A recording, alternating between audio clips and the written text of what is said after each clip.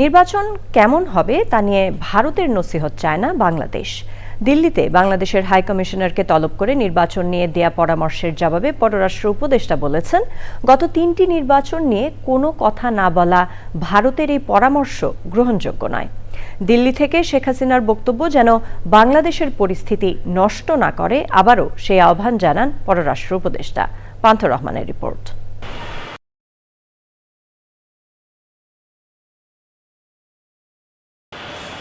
বাংলাদেশ ভারত কূটনীতিতে হঠাৎ উত্তাপ। ভারতের হাইকমিশনার প্রণয় ভার্মাকে তলবের ৩ দিনের মধ্যে ভারতের পররাষ্ট্র মন্ত্রণালয় তলব করে বাংলাদেশের হাইকমিশনার রিয়াজ হামিদুল্লাহকে। তলব করে নিরাপত্তা নিয়ে উদ্বেগের পাশাপাশি অংশগ্রহণমূলক ও গ্রহণযোগ্য নির্বাচনের পরামর্শ ভারতের। বিষয়টি কিভাবে দেখছে ঢাকা? আমরা তাদের হাইকমিশনারকে ডেকেছি, এটার ব্যাপারে তাদের কিছু আমরা যা কিছু বলেছি এ নিয়ে তারা গ্রহণ করেন, তাদের কিছু দ্বিমত আছে বিষয়ে।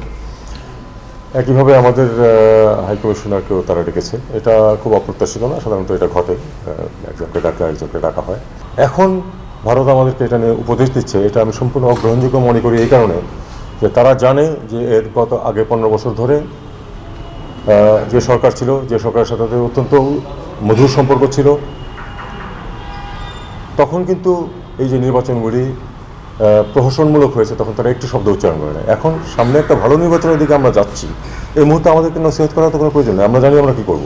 বাংলাদেশে নির্বাচন কেমন হবে এটা নিয়ে আমরা আমাদের প্রতিবেশীদের উপদেশ চাই।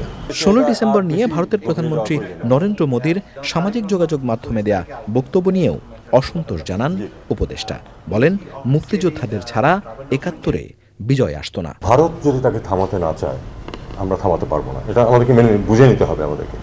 আমরা চাইবো যে ভারত তাকে থামাক, যাতে এখানে একটা পরিবেশ সৃষ্টি যেটা হচ্ছে নির্বাচনের জন্য, সেখানে যেন তার ইনসেন্ডিয়ারি বক্তব্য যেগুলি উনি দিচ্ছেন সেটা যাতে কোনো পরিবেশ সৃষ্টি, খারাপ করার মতো কোনো পরিবেশ যাতে সৃষ্টি না হয়, এটা আমরা তাদের কাছে চাইবো।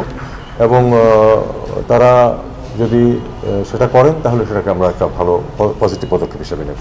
না করলে তো আমি তাকে জোর করতে পারবো না।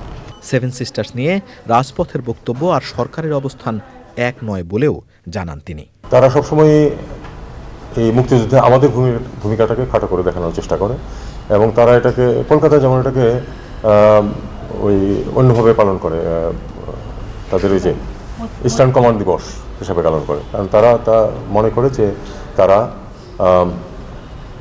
যুদ্ধ করে তাদের সেনাবাহিনী বিজয় অর্জন করেছে। সত্য, পাকিস্তানের বিরুদ্ধে তারা বিজয় অর্জন করেছে। তারা এটাকে অস্বীকার করার চেষ্টা করেন, কিন্তু এই অস্বীকার করার কোনো অর্থ হয় না। মুক্তিযোদ্ধাদের সহায়তা ছাড়া তারা এই বিজয় অর্জন করতে পারতেন না। প্রশ্নের উত্তরে উপদেষ্টা জানান, মঙ্গলবার পর্যন্ত তারেক রহমান ট্রাভেল ডকুমেন্ট চাননি। ওনার আগের পাসপোর্ট তো এক্সপায়ার করে গেছে, কাজে তাকে অবশ্যই কোনো না কোনো ডকুমেন্ট নিয়ে আসতে হবে। সেই ডকুমেন্ট আমাদের মিশন ইস্যু করবে। Thank you. Pantho Rahman, channel I, Dhaka.